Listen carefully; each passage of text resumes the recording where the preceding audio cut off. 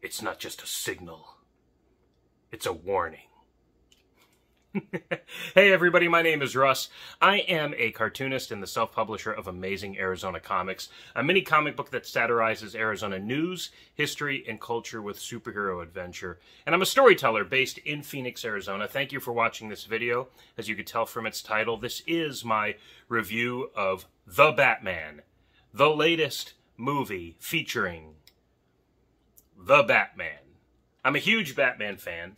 I always have been. And whenever a feature-length film about Batman is released, I'm there opening night, just as I was in 1989 when the Tim Burton directed, Michael Keaton and Jack Nicholson starring Batman was released. So The Batman just came out, not to be confused with the article-less Batman from 1989. I really enjoyed The Batman. I'm not going to run down the plot points with you. You could watch many other reviewers for that. What I am going to simply share are my thoughts and opinions on the movie, which I hope are somewhat different or unique compared to other things you might hear and see on YouTube. I mean, who else is showing off their vintage Batman flashlight, right? So I've already got that edge. And I plan on maybe pulling out a few more wild cards. Look at this Batman shelf back here, huh? That's pretty cool, right? That proves my credibility as a fan. Anyway, oh, and I'm opening the Dark Knight Returns action figures by McFarlane Toys for the next, I've just opened the Joker, and I'm opening the remaining 3 in the following weeks on my Just Open It series, action figure review series here on YouTube. So, all right, all of that preamble is to say, The Batman, I really enjoyed it. I gave it a hearty, solid 7 out of 10, and upon a second viewing, I believe I might give it an 8. It's funny to say that because it's like, when I know what's coming, you could pay attention to the nuance in the character and the dialogue. My buddy Dave gleaned so much from the movie that I just wasn't watching for and that I completely missed in regards specifically to Batman's parallels with the Riddler. The two seemed as if they were opposite sides of the same spectrum, kind of sharing a journey, something that I akin to Batman and Two-Face from the classic Batman story, A Lonely Place of Dying, that introduces Tim Drake. There were some key elements of that story that kind of showed how parallel Batman and Two-Face sometimes are. But the cast of The Batman, absolutely phenomenal. Everybody had their doubts about Robert Pattinson, but I believe that he portrayed a brooding Bruce Wayne very well. Many people likened this movie to Darwin Cook's Batman story, Ego. In fact, if you visited DC Comics' website this past week, Ego was the top of the suggested reading list in preparation for The Batman. I thought that would have meant, and I thought the assertion of Ego as influence implied that we'd see some prominent inner dialogues between Bruce and Batman. Not an inner monologue, but that there'd actually be a conversation between those two sides of his personality, as there is so prominently in Darwin Cook's amazing original graphic novel. Alas, it was more of a spiritual connection in that the two stories just kind of have Batman wondering if he's as significant as he'd like to think he is, right? So, Pattinson played that role well, brooding, introspective, dismissive of his Bruce Wayne persona, and wholeheartedly embracing the Batman as who he actually is. In fact, it's crazy to think that I think in this movie, we've never seen Batman in costume more.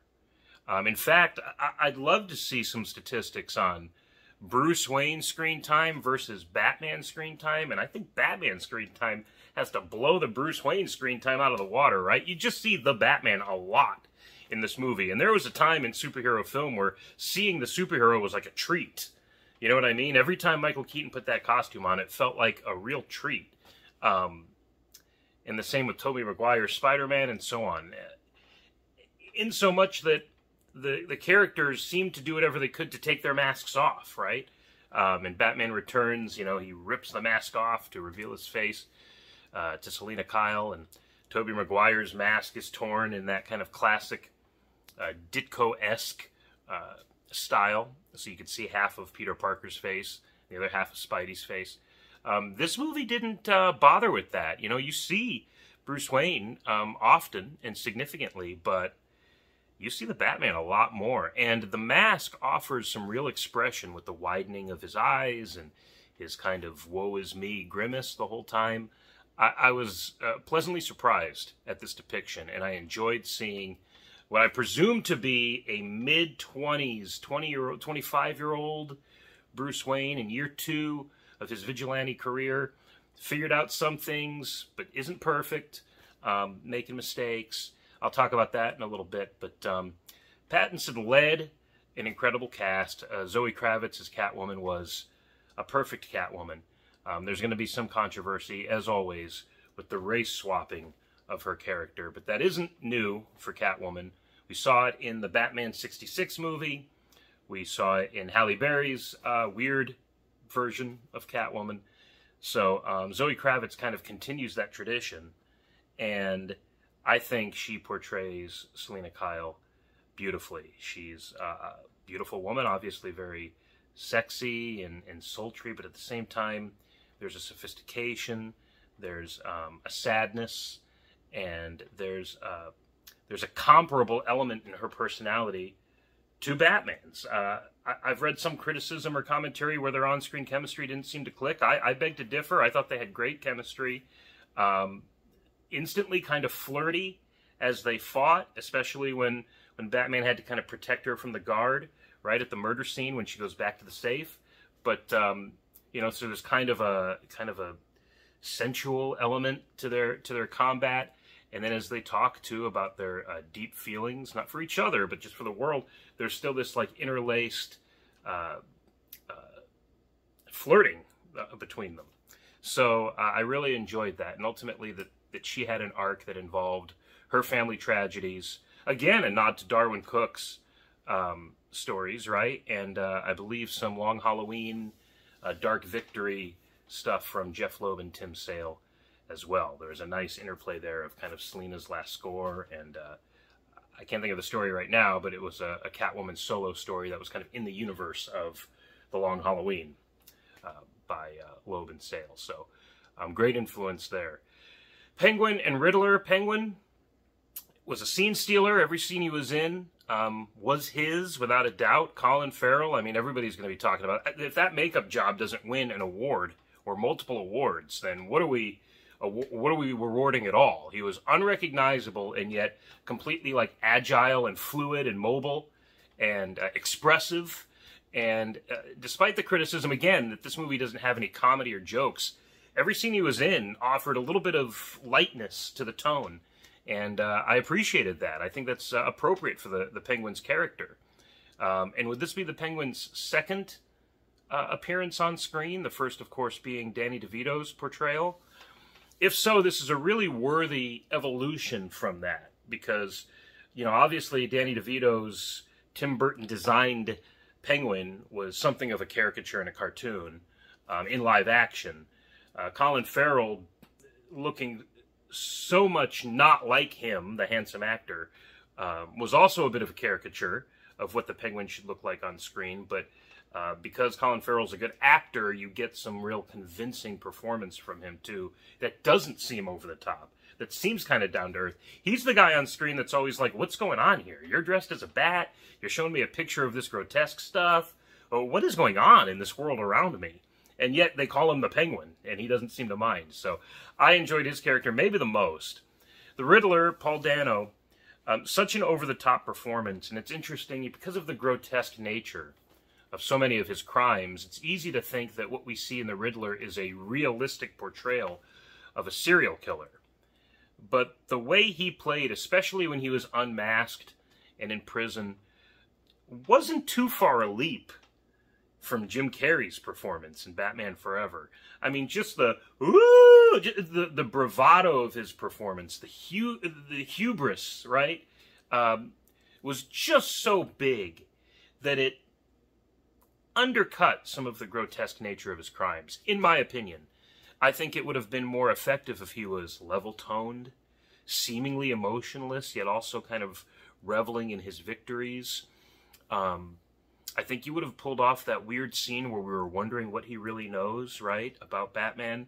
Had he been a little... That actually captures what I really would have wanted to see throughout that scene, but he got bigger and bigger until finally we see him at the very end in his permanent cell, defeated, and just wailing to the ceiling, wailing to the heavens, and it's just like, all right already, you know? What's the difference between that and Jim Carrey doing the same thing at the end of Batman Forever, where he's like in the straitjacket? To me, it was very similar in that way, and I would have liked something more even-keeled and menacing to plant a seed that that character will still be a threat in the future. I mean, he obviously can be and will be, but now we'll see him in a different light. And if he had maintained that kind of know-it-all hubris, I think it would have been more effective and less comic booky, which is what I think this movie was kind of striving toward in a weird way. Commissioner Gordon, as much as I think Penguin was the brevity and maybe the heart of the film, Commissioner Gordon was definitely the brain, the mind, the gray matter of the film. And his relationship with Batman almost made this movie seem like a buddy cop film to me. I so loved their constant camaraderie and how that seemed unbreakable. Even when the entire police force was against Batman, Gordon still stood in Bruce's corner.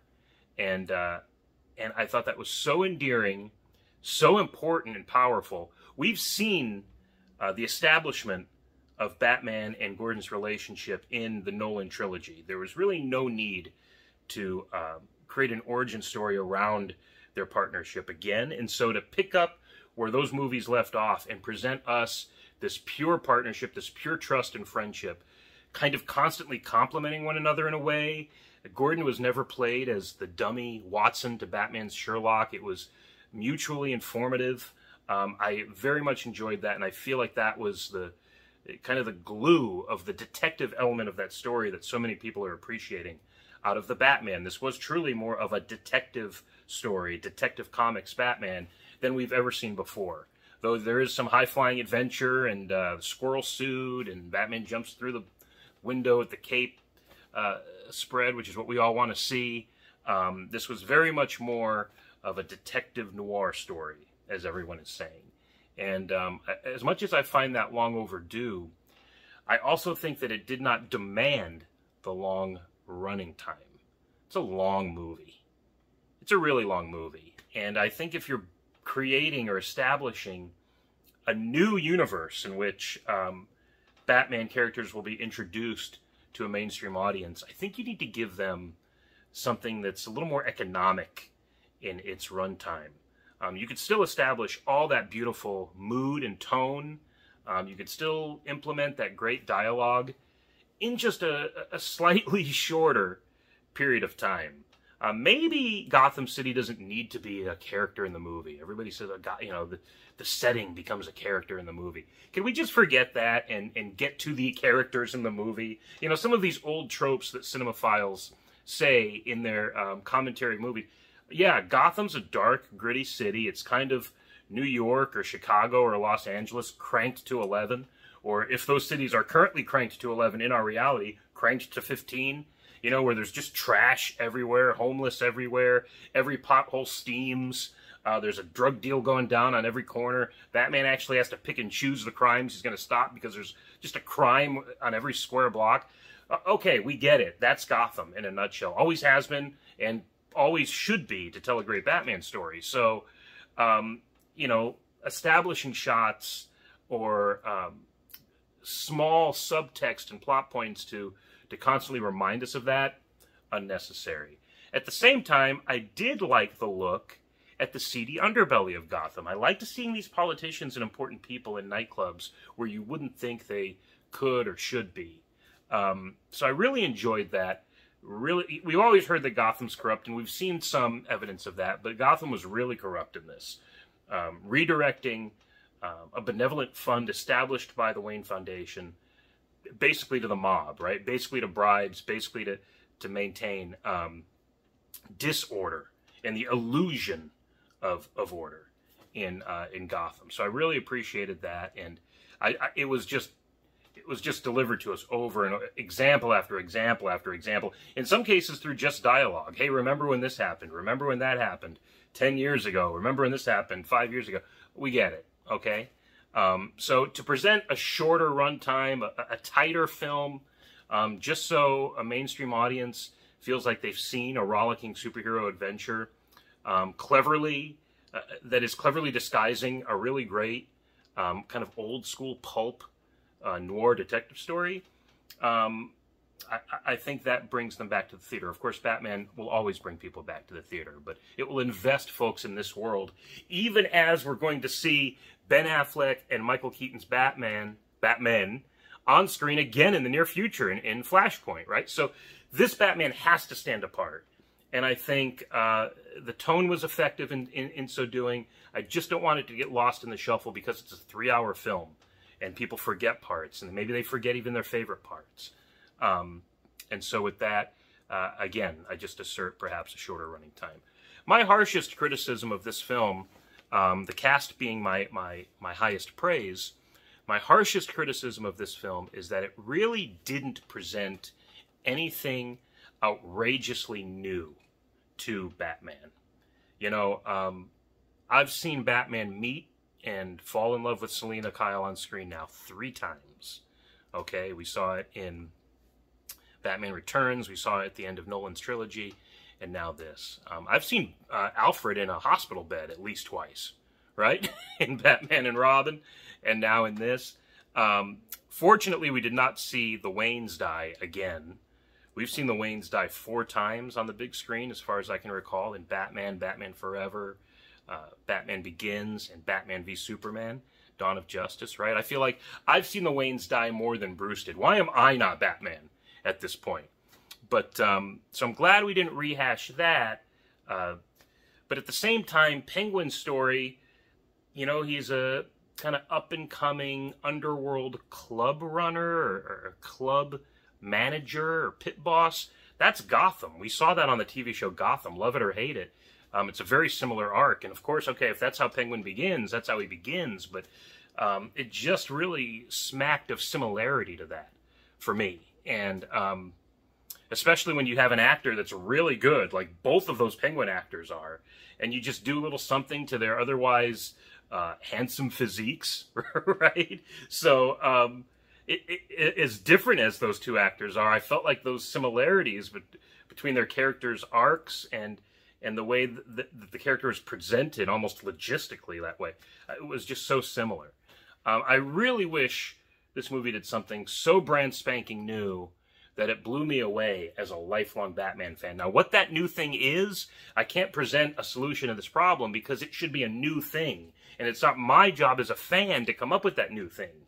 It's the creator's jobs, the director, the script writers, the producers, the actors. If something so different was brought to the table, I think this movie would have easily been 8 or 9 out of 10 for me. And I'll admit that I'm a little jaded, and this is going to sound bizarre, but I'm a little jaded because really for the first time, I've been watching Batman the Brave and the Bold on HBO Max. Now, that cartoon series came out years and years ago, but it depicts, and this is cutting deep for Batman fans, and you know this if you're a Batman fan, but the Brave and the Bold TV show took kind of a Dick Sprang design of Batman, right? From the 40s and 50s and 60s.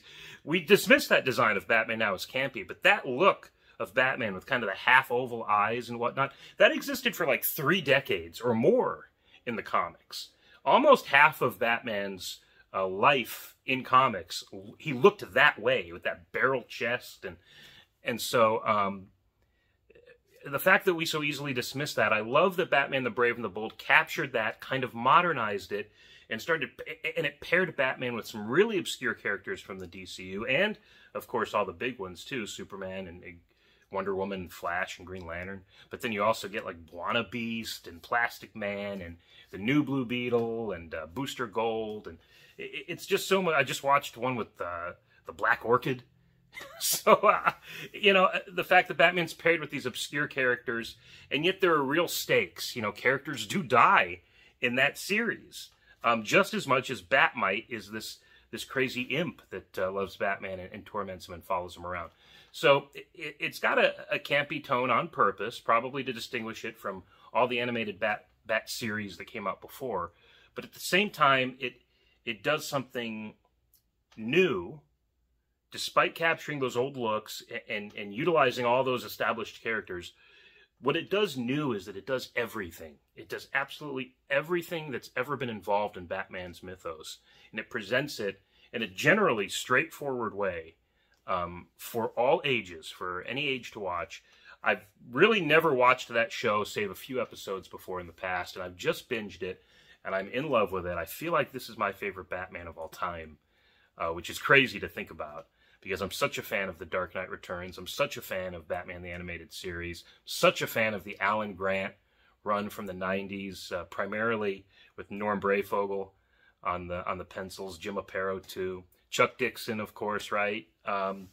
Graham Nolan, all those great writers and illustrators of Batman in the 90s when I consumed Batman comics.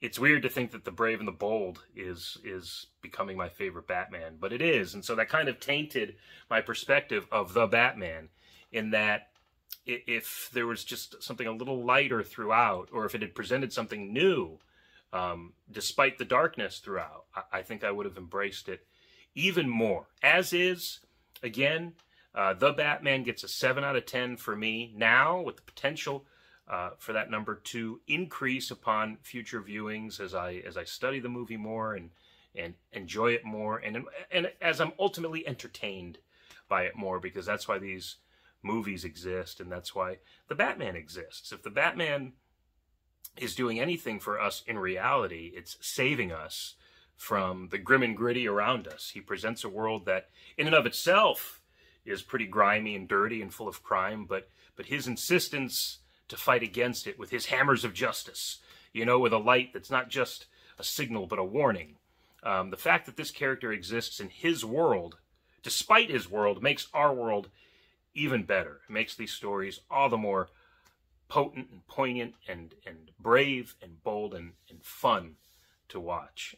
And it offers us some introspection too. You know, if a guy that has it all, like Bruce Wayne, despite being orphaned,